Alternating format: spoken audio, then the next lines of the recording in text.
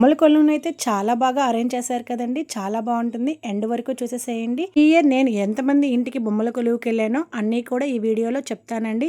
చూస్తున్నారు కదా, చాలా చక్కగా అరేంజ్ చేశారు. ఏవి నవరాత్రులు అంటేనే మనకు ముందుగా గుర్తొచ్చేదే బొమ్మల కొలువు అండి. నేనైతే ఈసారి ఇళ్ళకైతే వెళ్ళానండి బొమ్మల కొలువుకి.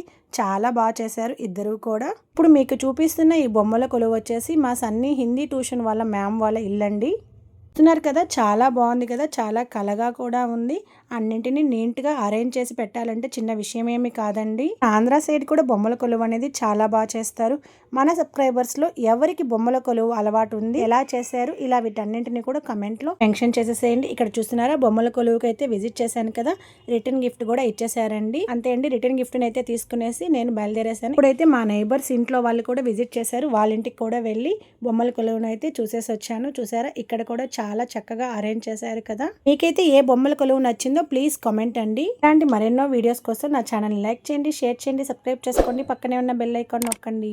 ఈ వీడియో కనుక మీకు నచ్చినట్లయితే తప్పకుండా షేర్ చేయండి. ఇలాంటి మరెన్నో వీడియోస్ కోసం నా ఛానల్కి ఒక చిన్న లైక్ చేయడం మాత్రం మర్చిపోవద్దండి. అమ్మవారు చూస్తున్నారా, గౌరమ్మ ఎంత కలగా ఉందో. ఇప్పుడైతే మా మోక్షతాన్ని అమ్మవారి స్వరూపంగా భావించి పసుపు కుంకుమ అయితే పెట్టేసి తాంబూలం అయితే ఇచ్చేస్తున్నారండి. ఇక్కడైతే నాకు నచ్చిన విషయం ఏమిటంటే, ఇంత చిన్న పాపకి మట్టి గాజులు కూడా వేసేసారు. చాలా బాగున్నాయి. చూస్తున్నారా, తనకి ఒక రిటర్న్ గిఫ్ట్ కూడా ఇచ్చేసారండి. ఇప్పుడైతే ఈ ఆంటీ తోటి ఒక సెల్ఫీ అయితే తీసుకునేసాను. ఇక్కడ నాకు కూడా రిటర్న్ గిఫ్ట్ అయితే ఇచ్చేసారు. వీడియో మీకు నచ్చినట్లయితే తప్పకుండా లైక్, షేర్, కమెంట్ అండి.